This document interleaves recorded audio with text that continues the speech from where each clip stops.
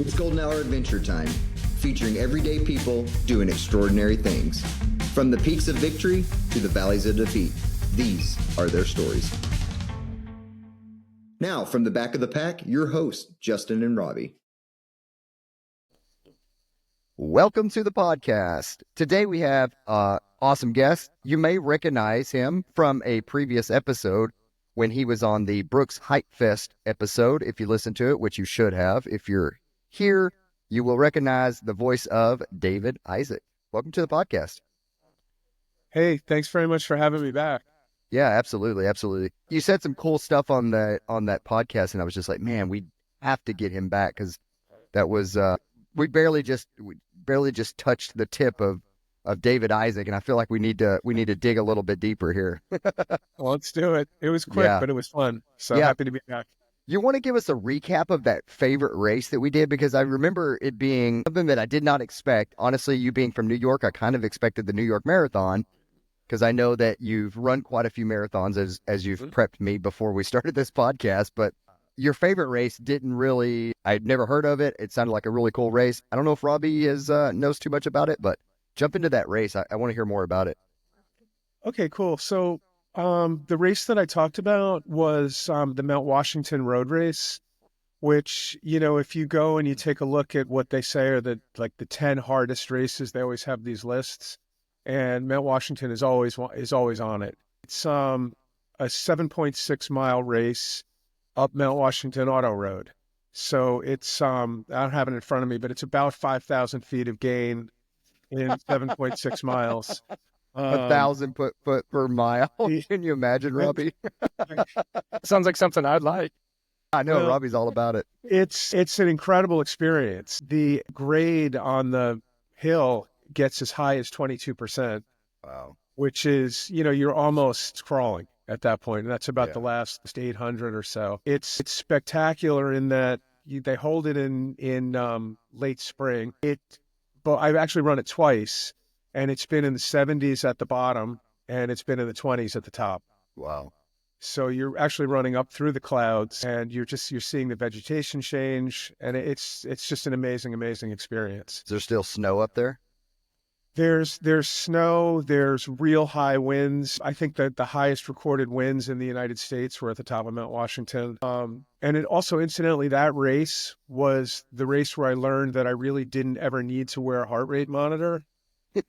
I got to about 3.5 miles, about the halfway point, and I actually felt the blood beating in my ears, and I said, "Okay, I think it's time for a walk break." And I don't think I really need to measure this at this point. I'm actually surprised that you ran that far. Like, just me coming from the trail and ultra world, like I would be walking from the beginning.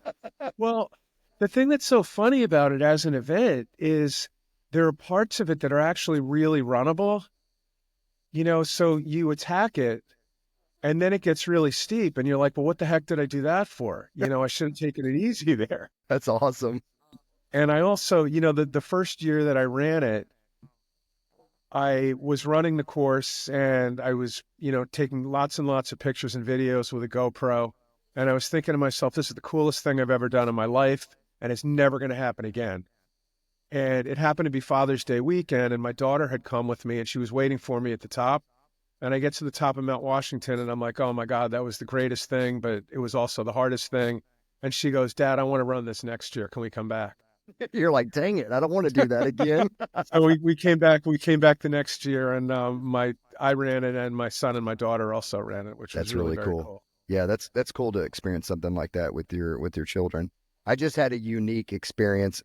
Excuse me, I have a unique experience that we haven't really talked about yet, but I ran the Equinox Marathon up here in Fairbanks, and I just ran it with my dad on his first marathon, and I thought that was a cool experience. So I kind of resonate like why your kids wanted to run it with you and experience that. It's it's special to be able to share your love for something with your children, and me with my dad who's got into running because of me. So I resonate. Cool. Yeah, it was a super cool experience. I think he almost died. You might have killed him, but he figured it out. It's a marathon. It's a trail marathon with 4,000 foot of gain. And so not quite 5 and 7 miles, but it's a marathon, and it was fun. Well, hey, look, the whole key is if he dies, you just have to upload his run to Strava, and then everything's Yeah, good. I mean, I told him, I was like, I got your watch. If something happens, we'll pause your watch and I'll name your Strava something really cool. So So, but not that it was even a question, but I'll just throw something else at you. You know, one of the things that I always tell people that I'm not really sure if it's my best parenting or my worst parenting, but back in 2015, in November of 2015, I ran the New York City Marathon with my daughter. That was her first marathon. And then 3 weeks later, I ran the Philly Marathon with my son, and that was his first marathon. wow, that's So really cool. that was the best running month of my life. Yeah. What was it? Obviously you have a pretty deep history of running. And so I'm assuming that your children, got the love for the sport because of you, or maybe they don't love it. I don't know. Some runners just do it just for the medals, as you can see behind me. But no, I do love it. I'm trying to turn something serious into a joke here, but it's not hitting well. When did your children start to really love running, and when did you experience that with? Well, both of my kids ran starting in high school with modified, but they were actually both running before that. My daughter, I think, was about 12 when she started with fun runs. You know, we would go together. I would run the 10K or the 5K or whatever, and then a lot of times I have a kid's like 1 mile fun run after. And my daughter started running those. My son started, I think he was about 7 or 8 when he started running, and it's really cool running with them because it's very, very different experiences. You know, my daughter is a social runner the same way I am. You know, her first marathon, she was high-fiving people. She was taking pictures with her friends, you know, and she was having like the time of her life and in that way. And my son, his first marathon, he negative split by like 8 minutes, Wow. you know, finished running in the sevens and was so locked in that he didn't say a word to me for 26 miles. You know, so very, very different experiences, but both very, very cool. He's out there trying to beat dad, is what he's trying to do. Well, I did carry him to the car after he collapsed, but He still needed dad's help. I still needed your help. You're like, hey, now you got to strength train and run. Yeah, that's really cool, and I'm glad though that you got to experience that, and I'm sure they'll hold that memory forever. You know, for sure. What you mentioned before we came on the podcast that you've run 42Ks. Like I know that, right? Bobby, what has been your favorite? What's been your favorite marathon? you know, for some reason, I keep going back to Philadelphia. It's kind of like a smaller scale version of New York City, but I love the crowd support that you get in that race. I love the historic parts of Philadelphia. You get to run past, you get to run past history, and it's just it was my first marathon, and I've actually run it 8 times, and I just keep going back. I just really, really enjoy it. So I'd say that's probably my favorite, but there have been a bunch of really good ones. Okay. What got you into running? You told me that you've been running for 18 years. What was the drive to get into that? Well, I always tried to run. You know, I had gotten very, very heavy in my 40s. I was pushing close to 300 pounds. I played some offensive line in Division III college, and I was a big guy, and I was not healthy. And I went for my checkup on my 44th birthday and saw that my doctor had written obese on my folder. And that's not something that you really want to look at. Yeah. You know, so I figured, well, okay, I can take care of this. I can do it. And I started losing weight, and I started running, and I put a marathon out there as a goal. And it took me about 18 months to lose the first 50 pounds. And then when I ran my first marathon, and then the bug kind of just got me, you know, and I lost further weight and just kept at it. And, you know, so it was really about fitness. It was about weight loss and health and just trying to turn things around. And that's really how it got started. And I just found such a love for the community, for the places that I got to see. And it's been a great journey. Yeah. But that's how it got started. What did you mentioned the cool places? Were some of the neat places that you've run before? I love going out west. I got to run the Hood to Coast relay a couple of years ago. I've run in Utah. I've gotten to run in Zion Park. I've run in San Francisco. I've run in Arizona. I've a bunch of places out west, and it's just everything is great. I mean, I love, the Northeast is fantastic, and the green and the colors that we get in the fall.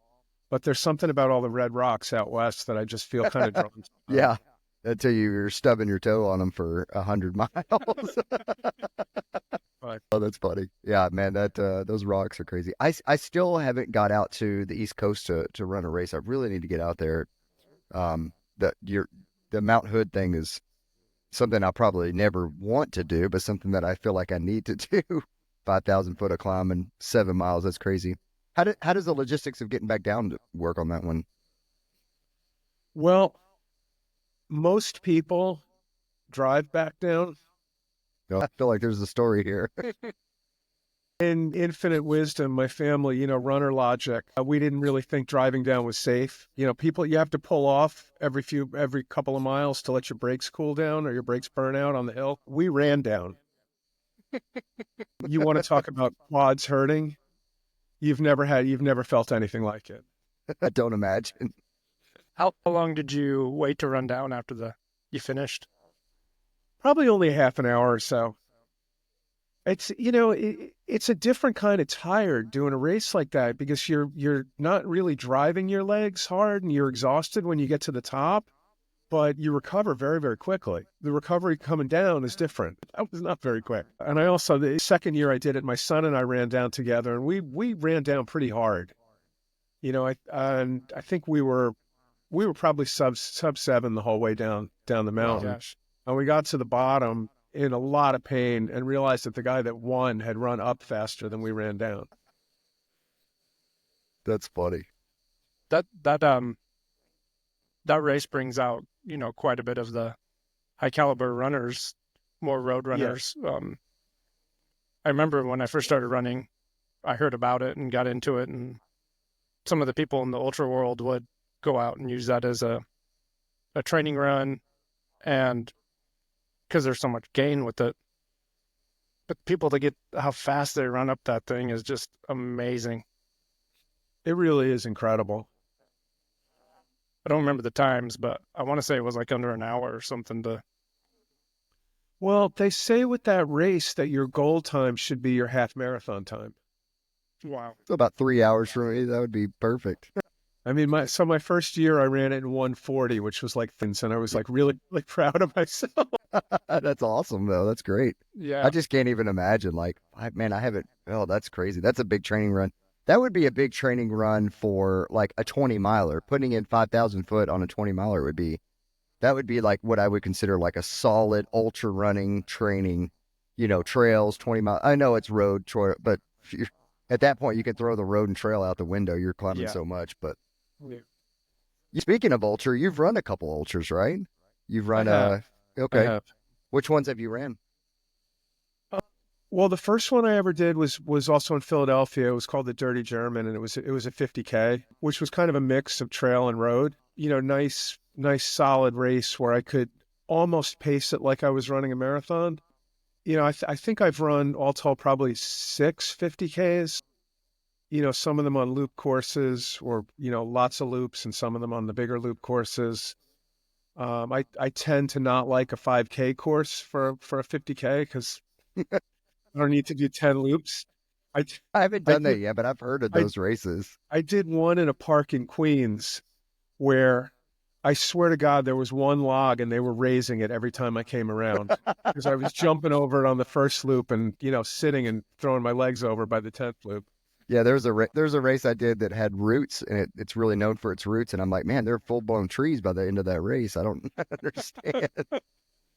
But I've gone as far as 50 miles. I've done that once, and that was in Maine. It was a race called Pinelands, which was it was like farm. It was a little bit of woods, and it was farm fields. Very, very runnable. And the biggest takeaway from that for me was, it was really fun, but I realized 50 miles was far enough, and I never had to go 100, and I really never had the inclination to go further than that. I was just about to ask. Yeah, it was one of those things where, like, I just remember having these thoughts while I was running it. Well, it was an early morning start. I think it was like 5 a.m. or something. And I was a couple hours in and I was thinking, well, hey, my family's eating breakfast now. And then a few hours later, I was thinking, hey, my family's eating lunch now. Yeah. And I'm still running. It just seemed like a lot to me. And it also, maybe when I'm done with still trying to run a fast road race, I'd think about it differently. But it just seemed like too much time on feet for me. It took me 10 hours to run it, and that was plenty. That was plenty of running. That's a fast 50. Yeah, no kidding. 10 hours, that's quick. Well, To answer your family thing, there's an easy answer to it all. Just have your family come out and crew you, and then they're suffering out there with you. That's what I do. To think about it, because they're out there with me. Maybe not running, but they're crewing. What is your for someone who's primarily in the road running world but has dabbed their toes into the trail and ultra world? What do you see the difference in the road and the trail?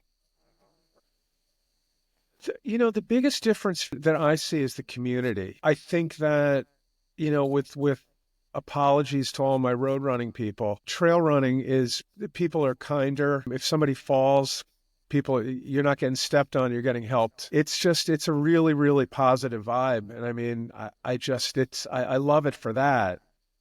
And I don't feel locked in the same way I feel locked in. I'm staring at my watch the whole time I'm running a road race.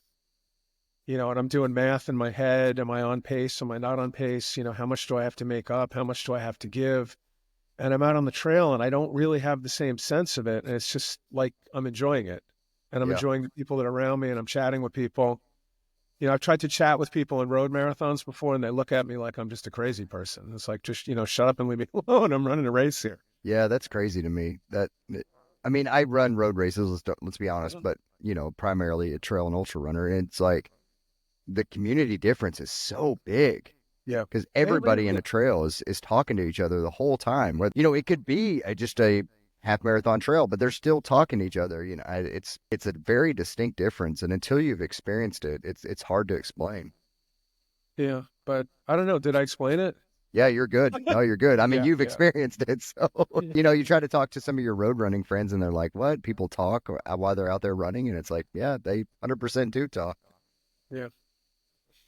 Well, David, when we were at Brooks Hike Fest, they split us up into different, we would have these runs that we would do, and they split us up, like the super fast people that were running like a 5 to 7 minute pace, and then, so on and so forth. And then me back there in the sexy pace group, but they had a walking group and you were the leader of the walking group. And when we had our podcast that was talking about a bunch of, with a bunch of, Brooks Running Collective members, you had praises for your group, and it wasn't like a negative, like, oh, I can't run right now, so I have to walk. And it's like, you made it fun, you made it enjoyable. Talk a little bit about leading that group and what that meant for you. Someone who's like been a runner for 18 years, and you probably wanted to be in those running groups, but for injuries and coming back from, like you said earlier, you're still injured before we got on the podcast. Talk a little bit about your injury and what you went through, and then, how leading that group made you feel. Okay. Well, so I have arthritis in my hips, and it's been getting worse and worse over the last couple of years. And I actually spent the last 2 years totally in my right hip running totally bone on bone. And I kept doing it. I mean, it was exceptionally painful, but I just didn't want to give up running. And I finally, a little over 2 months ago, I had a total hip replacement in my right hip. So I'm basically shut down for 6 months before I can start up running again. It was a hard thing for me going to the Hype Fest and being there with all people that were runners. And, I really had doubts about, did I want to go? Did I not want to go? Was I going to feel like, 100% FOMO and 0% fun? And they had reached out to me and said that they wanted to do this walking group, and, would I lead it? And, we all go through stuff. We go through injuries, we go through, places in our running cycle where we're not supposed to be running, and there's a need for it. There's a need for recovery for everybody, and I just decided that I really wanted to embrace it, and I wanted to make it fun for the people that were there, and we're still moving, and without doing an ad for Brooks, I mean, the whole slogan for this year has been "Let's run there," and sometimes "Let's run there" means "Let's walk there." Yeah. And that's what it was. And it was a good time. And it was, one thing I will say, it's a lot easier to talk to people when you're walking than when you're running, than when you're running 5-minute miles. So, so it was really just making the most of a situation that wasn't ideal and trying to make it great for everybody that was involved in it. And I did the best I could. Yeah. Yeah. I know that a lot of people sung your praises on the group that you led. That was really awesome that you got to have that experience. So it's cool. You not only have hip surgery that you're coming back from, but you have some kind of other injury that you're dealing with, correct? Yeah, I was having a little bit of physical issue that led to, without taking up your whole podcast to with the whole story, I ended up with absolutely no warning signs and with absolutely no pain or shortness of breath. A couple weeks after finishing a full marathon, went for an angiogram and was told that I had 90% blockage in an artery, and it was a miracle that I hadn't died running the marathon. Wow. So I ended up getting stented. And I was back to running within a week, and I mean, everything was fine and everything was great, but the outcome could have been totally different, so one of the things that I really tried to do, was use like my social media platform just for a way of telling other runners who, we all have this false notion that we're invincible. We think we can take an unbelievable amount of pain, which we can, but we think that nothing's wrong and that we can run through everything. And I just, tried to educate people about how dire this situation could have ended up being. And that, if you see a warning sign, regardless of your age, you're not invincible. Yeah. And that people just need to get themselves checked out. So it was a big learning for me. I don't really think it had much of a physical impact on me because I was back to running right away, but it really put a big scare in me, and it really was I thought it was an important message to share. With these two, life things that happened, and you've had to, one, you were able to keep running a couple weeks later, the other one, you haven't been able to run. What are some of the takeaways that you've got from not being able to run and think about your health for the longevity for your running? Well, my biggest takeaway is this. Okay, I look at the person that I was at 44. And if you had said to me at 44, hey, listen, you're going to lose 100 pounds. You're going to run such a high number of these long races. You're going to meet an incredible community of people. You're going to run all over the United States. You're going to go to Canada. You're going to run in Europe. But then you're going to be done in 18 years. I would have signed up immediately. Because it's, yeah, and I think for me, I will turn 62 in a couple of months. I'm not really just trying to measure my life in terms of years. I'm trying to measure it in terms of quality of years. And I got 18 years of running that I wouldn't give up for anything in the world. And if I'm done, I'm done. I don't think I'm done. And I mean, I have big plans for my first thing that I'm going to do when I come back, but it's been such an amazing ride, and the people that I've met and the places that I've been, it's priceless, and that's a sincere outlook on it. Did you, after the hip surgery, did you struggle with any mental health issues because you weren't able to run? I didn't struggle with any mental health issues as a result of the hip surgery. Okay. I was already kind of mired in some mental health issues going into it. But I think that my outlook has been very, very positive. And I think that I've been trying to look at it as a challenge. My surgeon was very, very definitive about how much activity I could have. So I've walked right up to that amount of activity as it has increased week by week by week. I finished September having walked a little over 100 miles and having ridden over 500 miles on the stationary bike. And I'm trying to beat that this month.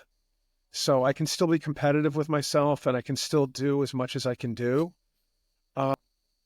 And it's been a way to connect with people. I try to, when I do my walks, I try to find as many different people to walk with as I can. And, friends have been awesome about like getting up early to walk with me or meeting me at night. And I've just tried to make it fun. It's still movement, and it still has me active, and it still has me doing things. And it's all part of the recovery. And, when I can start running again in February, I want to be in as good shape as I can possibly be in. How did you go into this with the mindset that you do? Well, I mean, look, to be honest, I didn't have any choice. The mindset was all me, but the surgery was not. I couldn't put it off anymore. I really couldn't even drive my car anymore. I couldn't sit. I would go out to a restaurant and sit for 5 or 10 minutes, and then I would have to spend the rest of the meal standing up. It was so painful that there was absolutely no quality of life. And people were asking me how I felt a week after surgery. And, most people are not in great shape for a couple of weeks after surgery. A week after, I already felt better than I did the week before surgery. Just the level of pain. So it had to happen. And, I face challenges as well as I can face them. And I try to take things on, and I try to be brave with things. Sometimes people, when they go into some kind of uncertainty and something is taken away from them, such as running or movement or anything like that, sometimes, they just go down that dark hole and become the victim, play the victim to themselves, trying to get through that. And I didn't really like what you said, because the pain was so bad that you couldn't put it off anymore. Your quality of life was already down. Then, the week after the surgery, you already felt better.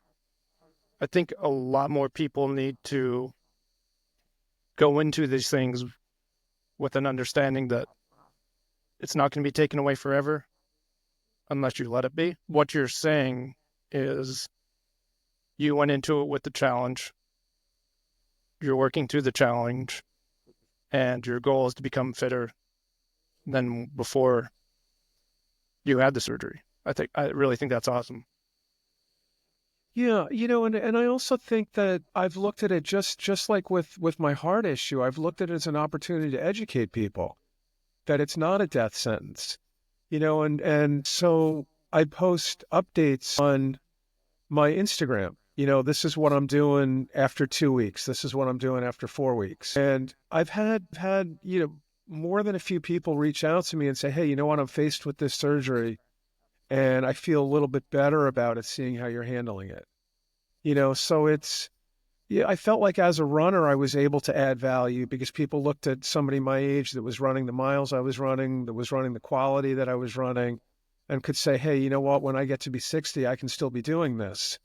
And now I feel like, okay, well, people can look at me and say, I can have my hip replaced if I have to have my hip replaced, and I can still manage, and everything is still going to be cool, and everything is still going to be fun. So it's a challenge that I took on like that. Yeah, and you're providing connection. Mm-hmm. A lot of time, people feel like they're the only one going through whatever it is in life. Then they see your Instagram post and like, oh, this guy going through some hard stuff, and he's got to get his hip worked on.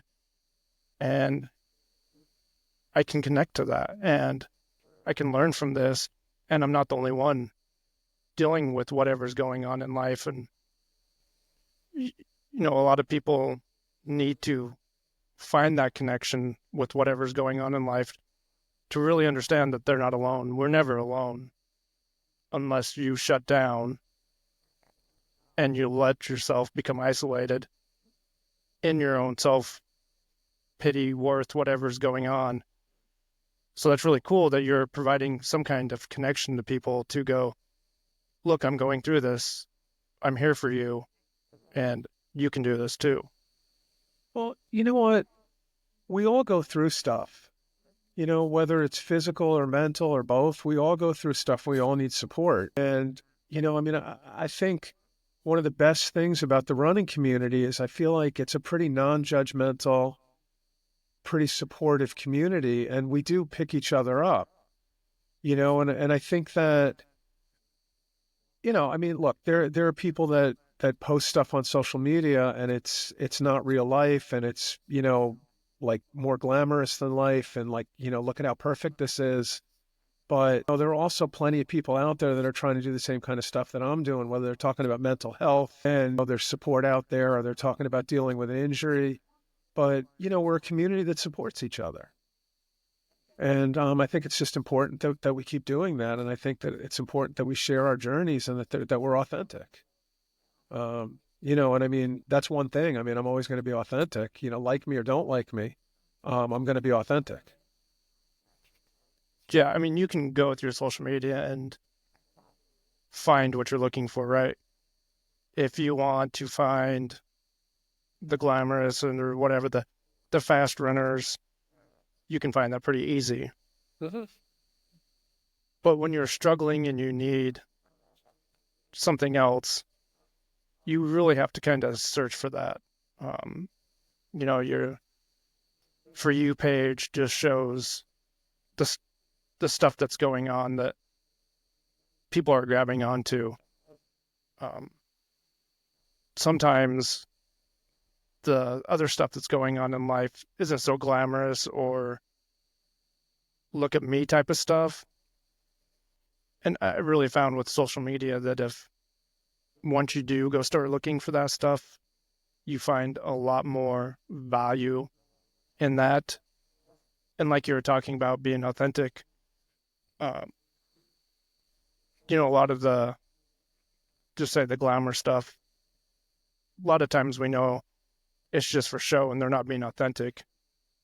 But when you do find someone that's being authentic and they can help you, guide you through whatever's going on in life, that's what really helps. And, you know, with my sobriety,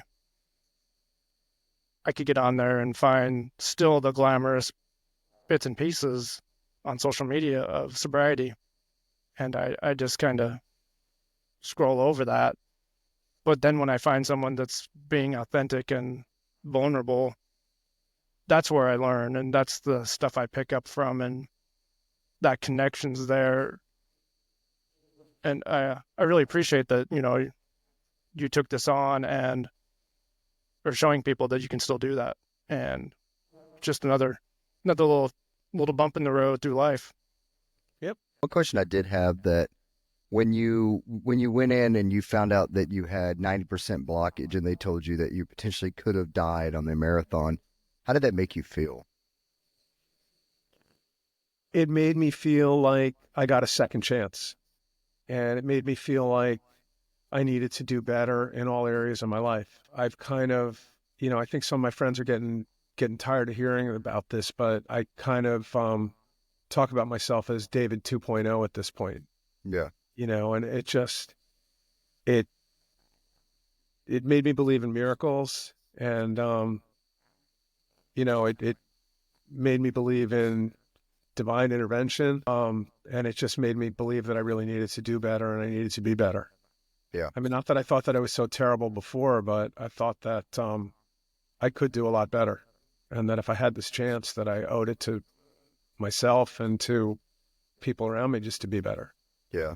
Yeah, that's got to be an insane thing to think about. Like, you know, you walk in, everything seems normal, and then all of a sudden you get this news, and, you know, just running a marathon, you're just like, wow, that, you know, especially for how, you know, marathons, they push you. And so your heart is beating faster and you're in that upper zone, for quite a few hours. And, it's like that sucker's beating and it's only 10% flow. It's like, woo, that's The worst part about it, though, was that I asked the cardiologist, well, now I got this improved blood flow. Am I going to be faster? And he goes, nah, probably not. leave it to a runner to ask that. Well, that leads me into my next question. How freaking nervous were you when you took that first run after getting your stent put in? I really wasn't that nervous because they assured me that it was going to be okay. Yeah. And they assured me that I had nothing to worry about. Ooh, I'd be nervous. I'd be like, all right, let's Well, I guess if you're going to go out, you might as well go out being running, right? well, I do wear a road ID all the time. And I did get a little metal plate for it that says "No fear." Yeah. And I looked down at it and I see "No fear." But I also do have on my road ID that it says, please pause my Garmin and upload to Strava. Oh, that's funny. You got to think of a funny name too. Like whoever, they always forget about that. You can't just name an afternoon run if that's going to be the one you go out on. It has to have it has to have a cool name. No, of course. And I mean, somebody's also got to pick up my GoPro and take a picture of me, right? And upload that. That's a good question for our guest, Robbie. We can ask if you go out on a run, what is the Strava segment or what's the Strava name gonna be? Yeah, that's a good one. Well, David, I know you're primarily, I'm assuming you all just wear Brooks gear, running, shoes and clothes. Tell us a little bit about what's your favorite shoe, what kind of pack do you wear, what kind of nutrition do you wear or use? Okay, so, this all might change. I really liked a more minimal shoe. I'd say I was running in the Ghost a lot. All Brooks shoes, but I was also running in the Hyperion, and I really, really like that. I like to feel the road. I don't know if that's going to be the smartest thing for me going forward. I may have to go with something that's a little more cushion. I was wearing the Glycerin as a recovery shoe, and I may start putting some more miles in that shoe. But I kind of go through them all. My favorite racing shoe is the Hyperion Max. I was able to wear pretty much everything in the line, and I kind of like them all. I think for me, it's more about the bright colors than it is about the shoe. 100%. I mean, you give me a bright yellow shoe, I don't care what model it is, I'm wearing it. Can we tell them not to ever make white again? I don't understand the white thing. They love a white shoe. I will say that. Black they love shoe, a white shoe. I don't need it. A black on black or a white. I personally, I'm 100% grateful that Brooks sends me all of the stuff that they do. And, I'm not talking bad about that, but me and my wife joke because every single shoe they send me is white. It's hilarious. I don't get it. Every single one of them. I look on the website and they have 40 different color options out there, and I get the white one. Well, a lot of times, they'll send me a color that I don't really want, and I'll wear it, but then I end up buying a different colorway. Yeah. I'm not gonna lie. I've got this one. This is the Glycerin Stealth. This is just the wearing around shoe because I just love the way this thing looks. Yeah, that is a cool shoe. But I'm actually wearing the Stealths right now myself. But there's probably 50 pairs of Brooks laying around my bedroom right now. And I'm not putting the miles on them that I want these days. No, definitely not. Well, what pack do you use? What's your favorite nutrition? I am somebody who can't take gels.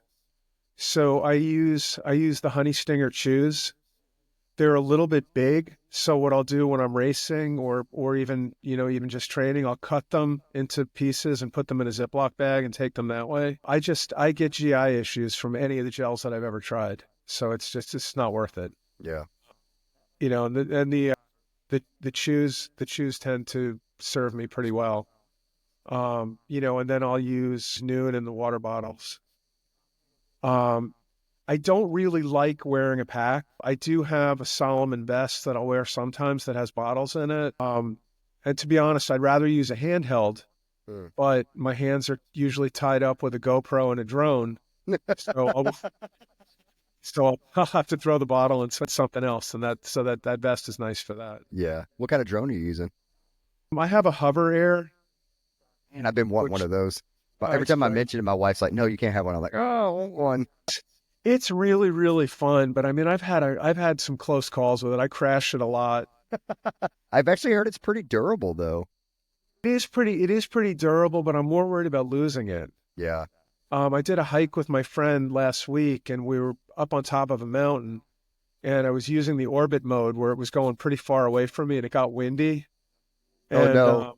I didn't think it was coming back. It came back, and I got good footage, but it's sooner or later I'm gonna Yeah. have to replace it. I know. I think it'd be cool, like follow me on the trails when it's like super snowy out. But I'm like, man, if it crashes in the snow, I mean, I'll never find it. Well, it tends to work really, really well on trail and follow mode, Okay. but there's also a mode where it will lead you, and it kind of goes side to side a lot, and it crashes into trees. I Oh. crash it all the time when I go that way. The follow works much, much better. Cool. Well, good to know if I ever So can yeah, talk my wife into letting it's me have worth one. it. It's worth the money. Yeah. Sweet. Well, David, we always ask at the end of the podcast is who is somebody that we should have on the podcast that's from your network? Doesn't necessarily have to be running, someone maybe with just a cool story or someone who's done an epic adventure. When I was thinking about this, I have a buddy named Kevin Rader, who is really a big trail guy in this area and does a lot of ultras, helps race direct, a lot of trail races. Really, really locked into the trail running community in this area. And I mean, that's somebody that I would put you in touch with. Cool. Awesome. Well, yeah, maybe offline we'll get in touch with him. Dave, we'll give you some time to shout out who you want to shout out, where people can find you on social medias. If you have a website, the time is yours, the floor is yours. Go for it. No, I mean, find me on Instagram. I'm at DS Isaac 3. Nothing run related and creative, just my name. But it's just me. It's just me there, doing my running, doing my walking, and whatever other movement I can do these days. Awesome. Great. Well, thank you so much for coming on the podcast. I really appreciate it. Oh, my pleasure. It was really fun. Yeah. Well, if you like David's podcast and you want to hear more, please leave us a review on any platform that you would listen to. It really helps us get out to other listeners. Leave us a comment on David's post on Instagram, and we'll see you on the trails.